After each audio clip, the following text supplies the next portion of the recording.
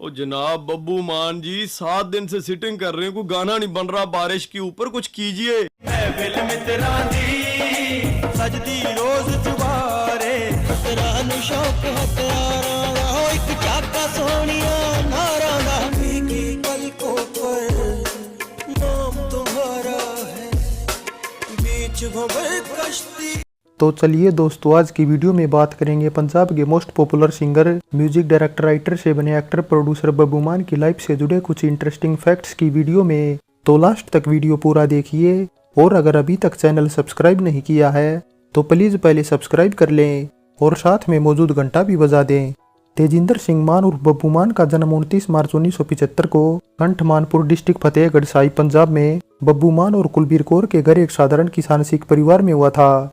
बब्बू मान पर 5-6 साल की उम्र में ही गायकी का शौक इस कदर चढ़ा था कि 7 साल की उम्र में ही उन्होंने अपना पहला स्टेज प्रोग्राम स्कूल में ही पेश कर दिया था। और फिर इसके बाद तो बब्बू मान पर सॉन्ग गाने का नशा इस कदर चढ़ गया कि वे अपने पहले म्यूजिक एल्बम की तैयारी में जुट गए। और 22 साल की उम्र होते ही सन 1997 में उनका पहला म्यूजिक एल्बम सजना रुमाल दे गया तैयार तो हो गया, लेकिन कुछ कारणों से ये पोस्टपोन होकर 2 साल बाद ही रिलीज हो सका। एल्बम कुछ अच्छा नहीं चला, लेकिन इसके टाइटल ट्रैक समेत कुछ सॉन्ग को दोबारा से रिक्रिएट कर सन 1999 में आई मिस इंडिया एल्बम में रिलीज कर दिया। एल्बम का टाइटल ट्रैक तू मेरी मिस इंडिया समेत सजना रुमाल दे गया और निंदरानी ओनिया काफी पसंद किए गए थे। मिस इंडिया एल्बम ठीक ठाक पसंद किया गया था, लेकिन उतना नहीं जितना बब्बू मान उम्मीद लगाए बैठे थे।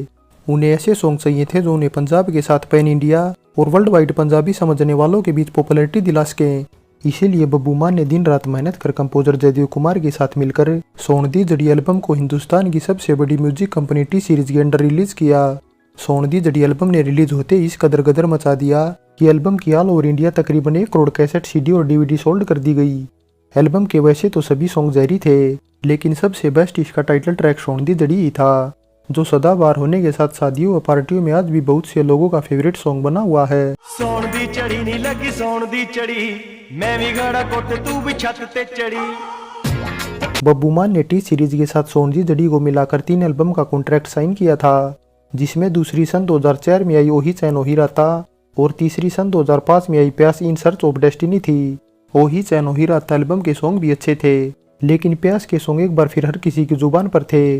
इसमें भी बब्बू मान ने सोन दी जड़ी की तरह सैड और रफ्तार का कॉम्बिनेशन रखा था। एल्बम के मोस्टली सॉन्ग अच्छे थे, लेकिन मित्रा दी छतरी इसका सबसे बेस्ट और पॉपुलर सॉन्ग था। मित्रा दी छतरी तो उड़ गई अंबरा पे लौनिए उडारियां। प्यास के बाद बब्बू मान की सबसे most popular album Singh is better than king थी, जो उनके करियर की आज तक की सबसे ज्यादा बिकने वाली एल्बम भी मानी जाती है। एल्बम की तकरीबन 2.5 करोड़ सीडी और डीवीडी सोल्ड की गई थी। सिंग इज बेटर देन किंग के बाद सन 2013 में आई तलाश उनकी ऐसी एल्बम थी जो पहली कमर्शियल एल्बम होने के साथ वर्ल्ड की टॉप 10 एल्बम लिस्ट में भी थी। बिल्लो जट ने ट्राला पाउना है डाले ते गोत लखाउना है। ऐसा नहीं है कि बब्बू मान ने सिर्फ खुद की एल्बम के लिए ही गाने गाए, बल्कि कुछ पंजाबी फिल्मों के अलावा उन्होंने सन 2003 में आई खेल जैसी फिल्म में सराटा जैसा हिट सॉन्ग भी गाया था। और इसके बाद तो उन्हें बॉलीवुड में कई और फिल्मों में गाने का मौका मिला, जिनमें फिल्म वादा रहा, क्रुक, साहिब बीवी और गैंगस्टर और 31 अक्टूबर जैसी फिल्मों के लिए भी उन्होंने एक सॉन्ग में अपनी आवाज़ दी थी। और इनके अलावा सन 2009 में आई मेरा गम एल्बम उनकी इकलौती हिंदी एल्बम भी मानी जाती है। मेरा गम ही आखिर मेरे काम आया। बब्बू मान को अपने छोटे से करियर में हीरो बनने का मौका भी काफ़ी जल्दी उस टाइम मिल गया जब वे सन 2003 में आई हवाइया में सपोर्टिंग रोल में नजर आए, लेकिन एंटी सिख होने से इंडिया में बैन कर दी गई।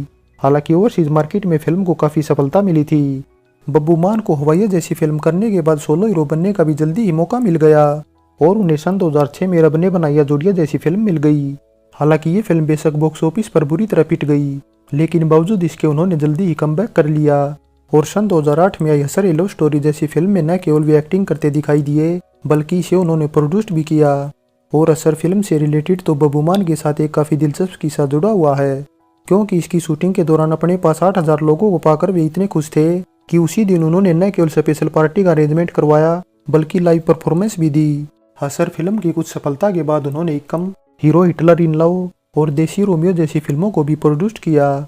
और इन फिल्मों के बाद तो बब्बू मान पर प्रोड्यूसर बनने का शौक इस कदर चढ़ गया कि उन्होंने सन 2010 में पार्टनर इन मान फिल्म्स प्राइवेट लिमिटेड नाम से अपनी खुद की एक परमानेंट प्रोडक्शन कंपनी भी खोल दी।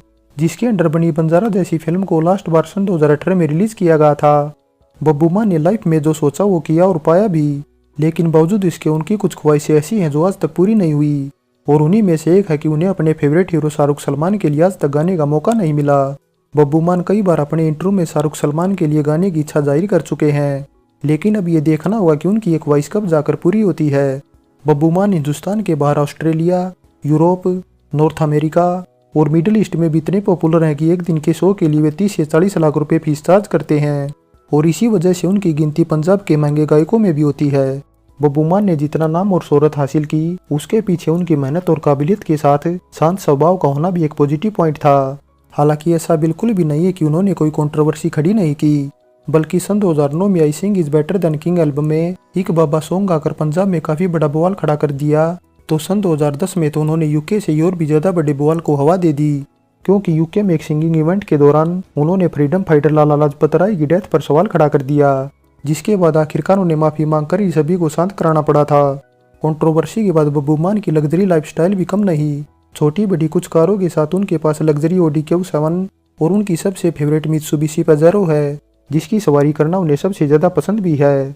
बब्बू मान के स्टाइल और पॉपुलैरिटी का अंदाजा इसी बात से लगाया जा सकता है कि अकेले पंजाब में द बब्बू मान ब्रांड से उनके कपड़ों के 20 से ज्यादा स्टोर हैं, और इन सब से अलग तो बब्बू मान की गिनती पंजाब के उन सेलिब्रिटी में होती है जो पंजाब की शान में लोगों के साथ खड़े दिखाई देते हैं, वो फिर चाहे कबड्डी का मैदान हो या फिर किसान आंदोलन में उनकी मौजूदगी ही क्यों ना हो। बब्बू मान वैसे तो ठेठ प्योर पंजाबी गायक माने जाते हैं, जिनके गाए दर्द भरे गीतों का आज तक किसी के पास कोई तोड़ नहीं, लेकिन कुछ लाइव इवेंट के दौरान उन्होंने हिंदी के अलावा हरियाणवी और राजस्थानी में भी गाकर खुद को एक ऑलराउंडर साबित कर दिया था। दिल ता पागल है, दो कड़ियां रो के चुप कर जो, तू सो के रात गुजार रही, मैं रो के रात गुजार रही। और दोस्तों, अगर आप भी बब्बू मान के फैन हैं और उनके सॉन्ग सुनना पसंद करते हैं तो कमेंट बॉक्स के जरिए अपनी राय जरूर दें, और आगे भी इसी तरह अपने मनपसंद वीडियो देखना चाहते हैं तो पहले चैनल सब्सक्राइब कर लें और हमारे नोटिफिकेशन पाने के लिए बेल आइकन का बटन भी दबा दें।